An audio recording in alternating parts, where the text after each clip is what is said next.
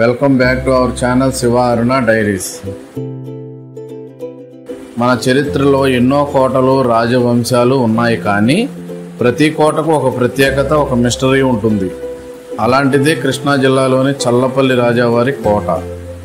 ఈ కోటను చరిత్రకు సజీవ సాక్ష్యం అని ఎందుకంటారు?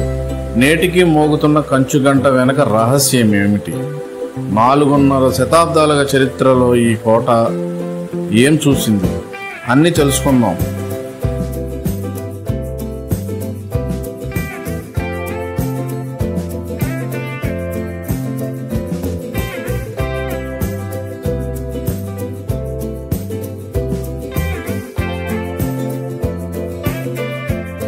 చల్లపల్లి కోట కేవలం ఒక కట్టడం కాదు, ఇది దేవరకోట సంస్థానానికి రాజధానిగా వెలుగొందింది. చల్లపల్లి జమీందారీ సుమారు 190 చదరపు మైళ్ళ విస్తీర్ణం కలిగి ఉండేది. 1860లో యార్లగడ్డ వంశీయులు ఈ సంస్థానాన్ని పాలించారు. ఇక్కడి నుంచే దేవరకోట సంస్థానాన్ని 20 మంది జమీందారులు పరిపాలించారు. వారిలో తొలి జమీందారు యార్లగడ్డ గురహనీయుడు. ఈయన 1576 నుంచి 1607 వరకు తొలి జమీందారుగా పాలించారు. ఈ విధంగా యార్లగడ్డ వంశం తరతరాలుగా ఈ ప్రాంతాన్ని పాలించింది. ఈ అపురూప కోటను అంకినీడు ప్రసాద్ బహదూర్ ఈయన 1846 నుంచి 1875 హయాంలో నిర్మించారు. ఎత్తైన స్తంభాలు, రాతి శిల్పాలు, పింగాణి పాత్రలు, అరుదైన గృహోపకరణాలు ఇవన్నీ నాటి రాచిదర్పాన్ని ప్రతిబింబిస్తున్నాయి. 100 సంవత్సరాల నాటి పెద్ద పెద్ద వృక్షాలతో 20 ఎకరాల ప్రాంగణం నేడు కూడా ఆకట్టుకుంటుంది. ఎంట్రీ గేటు వద్ద ఉన్న కంచు గంట నేటికి ప్రతి గంటకొకసారి మోగుతుంది. చల్లపల్లి ప్రజలకు అది ఒక గడియారంలా మారింది. ఈ కోట చరిత్రలో అత్యంత గుర్తుండిపోయే పేరు యార్లగడ్డ శివరామ ప్రసాద్ బహదూర్. ఆయన కేవలం రాజవంశీయుడు మాత్రమే కాదు, ఒక ప్రజా సేవకుడు. 23 ఏళ్ల వయసులో 1929లో ఆయన పాలన చేపట్టారు. జమీందారీ వ్యవస్థ రద్దయ్యే వరకు పరిపాలించారు. ఆయన కుమారులు మల్లికార్జున ప్రసాద్, అంకినీడు ప్రసాద్, పద్మనాభ ప్రసాద్. వారిలో అంకినీడు ప్రసాద్ 1967లో మచిలీపట్నం నుంచి ఎంపీగా కూడా ఎన్నికై ప్రజాసేవలో తన ముద్ర వేశారు. వారసులు నేడు తమిళనాడులోని కోయంబత్తూరులో ఉన్న అప్పుడప్పుడు ఈ కోటను సందర్శిస్తూనే ఉంటారు.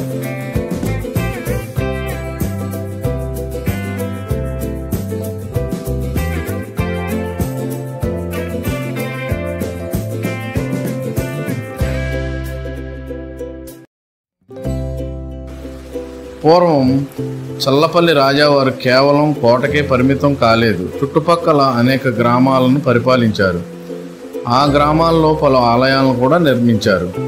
ముఖ్యంగా మచిలీపట్నంలో శారదానగర్ నందు శివగంగ ఆలయం కూడా వారే నిర్మించడం అయింది. ఈ ఆలయం నేటికి భక్తులకు ఆధ్యాత్మిక కేంద్రంగా నిలుస్తుంది. అలాగే తమ ఆస్థానంలో పనిచేసిన ప్రజలకు కూడా పొలాలు, ఆస్తులు కూడా దానం చేశారు. ప్రజల శ్రేయస్సు కోసం చేసిన ఈ దాతృత్వం వల్ల రాజవంశం సాధారణ ప్రజల గుండెల్లో గౌరవంగా నిలిచిపోయింది. చల్లపల్లి కోట ఒక పర్యాటక కేంద్రంగా ఎదిగే సామర్థ్యం కలిగి ఉంది. ఇప్పటికే పురావస్తు ప్రదర్శనలు ఇక్కడ జరుగుతుంటాయి. ప్రణాళికాబద్ధంగా అభివృద్ధి చేస్తే స్థానికులకు ఉపాధి అవకాశములు మెరుగవుతాయి. కోటకు దగ్గరలోనే కూచిపూడి నృత్య కళాక్షేత్రం, మోపిదేవి శ్రీ సుబ్రహ్మణ్యేశ్వర స్వామి ఆలయం, పెదకళ్ళేపల్లి శ్రీ దుర్గా నాగేశ్వర స్వామి ఆలయం ఉన్నాయి. వీటన్నింటినీ ఒకే ప్రయాణంలో చూడవచ్చు మనం. ఇది పర్యాటకులకు ఒక అదనపు బహుమతిగా భావించవచ్చు. నేటికి ఈ కోటను చూసే వారందరికీ అది ఒక కాలయానంగా మారింది. ఎత్తైన గోడలు, రహస్య గదులు, శిల్పకళ ఇవన్నీ మనల్ని 400 సంవత్సరాల వెనక్కి తీసుకెళ్తాయి. స్థానికులు దీనిని తమ వారసత్వ గర్వంగా భావిస్తూ ఉంటారు. ప్రతిసారి కంచుగంట మోగినప్పుడు ఆ చరిత్ర మరోసారి ప్రతిధ్వనిస్తుంది. ఇలా చల్లపల్లి రాజావారి కోట మన చరిత్రలో ఒక మాణిక్యం లాంటిది. ఇది రాచరికం, ప్రజాసేవ, వారసత్వం అన్నింటినీ కలిపిన జీవచిహ్నం. ఇప్పటికీ మనం గుర్తు చేస్తుంది శక్తి మాత్రమే కాదు, సేవే ఒక పాలకుడి గొప్పతనం. మీరు విజయవాడ నుంచి కేవలం 60 కిలోమీటర్లు ప్రయాణిస్తే ఈ కోటను చూడవచ్చు. ఖచ్చితంగా ఒకసారి వెళ్ళి ఆ రాచరిక గౌరవాన్ని, చారిత్రక మహిమను మీ కళ్ళతో చూడండి.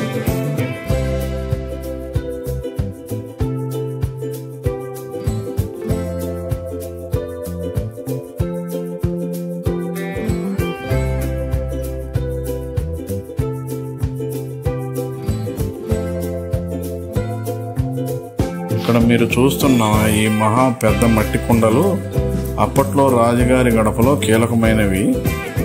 వీటిని ముఖ్యంగా బియ్యం, పప్పులు, నూనె, నీరు, పానీయాలు లాంటివి నిల్వ చేయడానికి ఉపయోగించేవారు.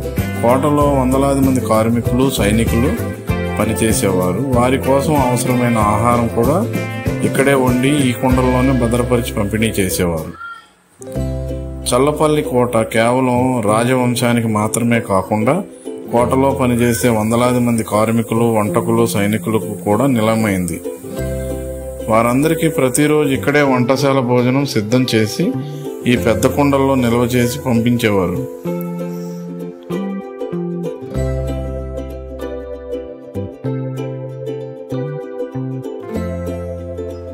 ఆ కాలంలో కోట జీవనం ఎంత క్రమ పద్ధతిలో, ఎంత శ్రమతో సాగిందో ఇది మనకు స్పష్టంగా తెలియజేస్తుంది.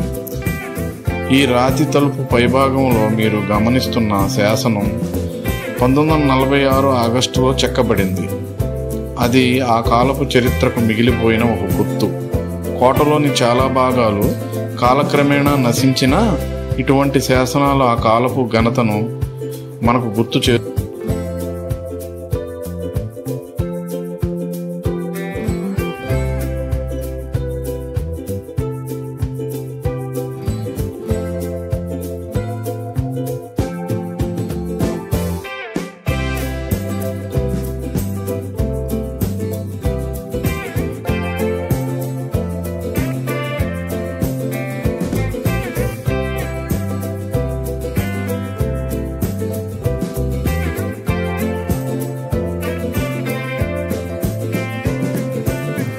ఈ చారిత్రక యాత్ర నచ్చితే శివారుణ డైరీస్ ఛానల్ని సబ్స్క్రైబ్ చేయండి. వీడియోని లైక్ అండ్ షేర్ చేయడం మర్చిపోవద్దు. తర్వాత చరిత్ర యాత్రలో మళ్ళీ కలుద్దాం. అప్పటి వరకు నమస్కారం. Thank you.